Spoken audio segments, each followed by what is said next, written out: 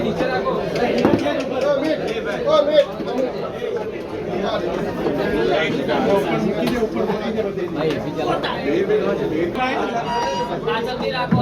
Mic रख दो, mic रख दो।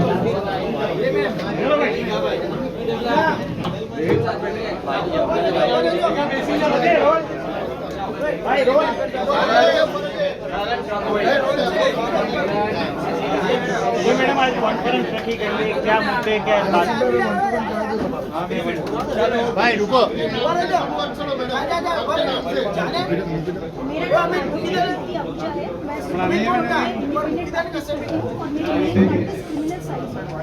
आसाराम बापू के केस के बारे में मैंने केस के पेपर्स देखे जो मेरे पास सारे डॉक्यूमेंट्स उन सब केस पेपर्स को देखने के बाद एविडेंस देखने के बाद और जोधपुर और अहमदाबाद की जजमेंट देखने के बाद जो मुझे लगा कि इस केस में बहुत इंपॉर्टेंट ऐसे फैक्ट्स हैं जो बताते हैं कि आसाराम बापू ने जो क्राइम उनके ऊपर एलिज किया गया है वो नहीं किया है और जो विक्टिम की स्टोरी है वो बहुत ही ज़्यादा इम्प्रॉबेबल है और बहुत सारी ऐसी चीज़ें हैं जो कि अगर हाई कोर्ट के सामने आती है तो डेफिनेटली जोधपुर और अहमदाबाद दोनों ही केसेस में उनको एक्विटल मिलना चाहिए। आज प्रेस कॉन्फ्रेंस के माध्यम से मैंने सभी मीडिया वालों को ये बात इसलिए बताई है क्योंकि जब शुरुआत में 13 साल पहले जब ये केस रजिस्टर हुए थे उस समय मीडिया ने जो भूमिका करी, उस समय मीडिया ने जो सब चैनल्स पे चलाया कि कैसे कैसे क्या क्या हुआ, रोज मीडिया ट्रायल चला था।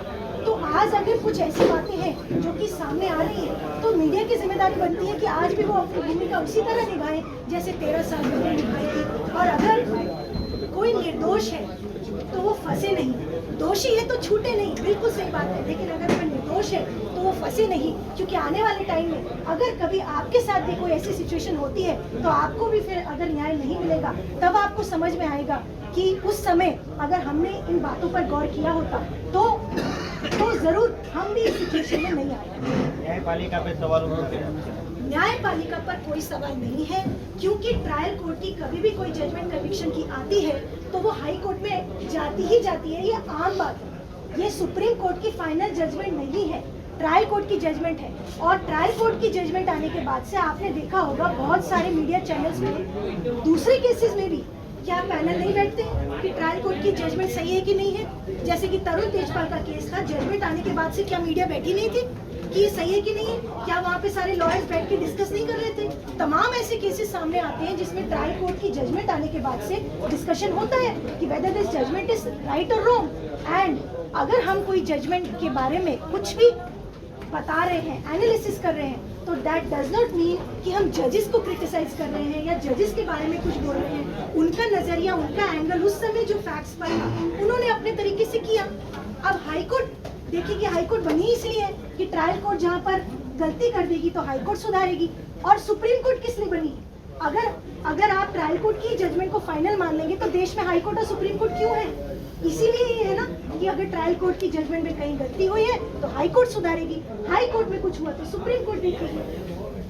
तो मैडम अभी उनके स्वास्थ्य काफी खराब है संत आसाराम जी बापू का, तो उनको जमानत भी नहीं मिल रही है मतलब? बिल्कुल, ये बहुत अच्छा सवाल है क्योंकि मेडिकल ग्राउंड्स पर उनको बेल या पैरोल कुछ तो जरूर मिलना चाहिए। क्योंकि आपने देखा होगा कि कोई भी व्यक्ति अगर जेल में है, इवन कन्विक्ट भी हो चुका है, सुप्रीम कोर्ट तक भी उसको भी मेडिकल देने का अधिकार है। बिकॉज ये राइट टू लाइफ के अंतर्गत आता है, ये कॉन्स्टिट्यूशन का आपका फंडामेंटल राइट है कि आपको अपनी जिंदगी बचानी है, आपको अपना जीवन बचाना है, राइट टू लाइफ है।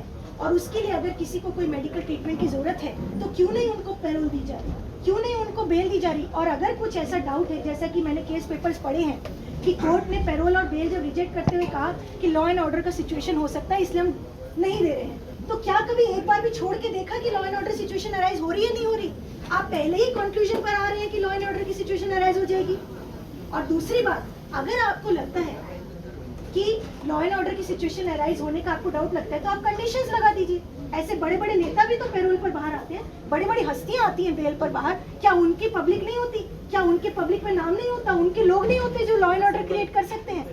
तो ऐसे में कंडीशंस क्या लगाई जाती है कि आप एक स्पेसिफिक एरिया बता दीजिए कि इसी एरिया में वो रहेंगे, इस एरिया से वो बाहर नहीं जाएंगे, कुछ किलोमीटर का एरिया तय कर दीजिए, तो लॉ एंड ऑर्डर का भी आंसर हो जाएगा। मैडम, लालू यादव को जब मेडिकल ग्राउंड पर बेल मिल सकती है तो आसाराम बापू को क्यों नहीं मिली? ये बहुत बड़ा सवाल है और यही सवाल आपने एज अ मीडिया पर्सन पूछना चाहिए कि क्या लालू प्रसाद यादव एक बड़े हस्ती नहीं है? क्या उनके पीछे पब्लिक नहीं है? क्या उनके बाहर आने से लॉ एंड ऑर्डर नहीं राइज हो सकता था? उनके फॉलोअर्स नहीं है? उनके भी फॉलोअर्स हैं, लेकिन मेडिकल राइट की दृष्टि से उनको मेडिकल राइट मिला और आज तक कंटिन्यू हो रहा है। तो आसाराम बापू को भी मिलना चाहिए, ये बात मीडिया ने भी उठानी चाहिए और कोर्ट्स ने भी देखनी चाहिए। यही यहाँ पर मेरा कहना है। मैडम, आपके हिसाब से उनको बेल क्यों नहीं मिल रहा? जब लालू यादव को मिल सकता है तो उनको क्यों नहीं मिल रहा? देखो, अभी तक उनको क्यों नहीं बेल मिला वो डिफरेंट बात है, लेकिन अभी मिलना चाहिए। जैसा कि मैंने कहा कि मेरिट्स भी इस केस में अच्छे हैं, प्लस मेडिकल कंडीशन भी है। अगर मेरिट्स को सेट असाइड करें तो मेडिकल कंडीशन पर उनको बेल मिलना ही चाहिए। कम से कम अपने अनुसार अपना ट्रीटमेंट करने के लिए तो मिलना चाहिए। और मुझे ये सुनने में आया है कि उन्होंने सुप्रीम कोर्ट में डाला था, सुप्रीम कोर्ट ने कहा कि हाई कोर्ट में आप जाइए और मेडिकल के लिए जो आपकी मांगे वो रखिए, और हाई कोर्ट में उन्होंने डाली है पिटीशन, जिसकी सुनवाई अगले हफ्ते ही है। और मुझे उम्मीद है कि हाई कोर्ट इसमें जरूर उनको मेडिकल ट्रीटमेंट के लिए देगा। बरे जाओ भाई, अपना कोई बोले यार, इतनी कटलेट बनाई जा रही है ना साबिर मैडम ने स्पीच हम बता स्पीच हम बता मैडम कुछ और पूछना है? मैडम, जनरली ऐसे जनरल चर्चा करते हैं ना, बस ऐसे ही। अच्छा, अपना कोई आप नहीं ना बोला बोले नहीं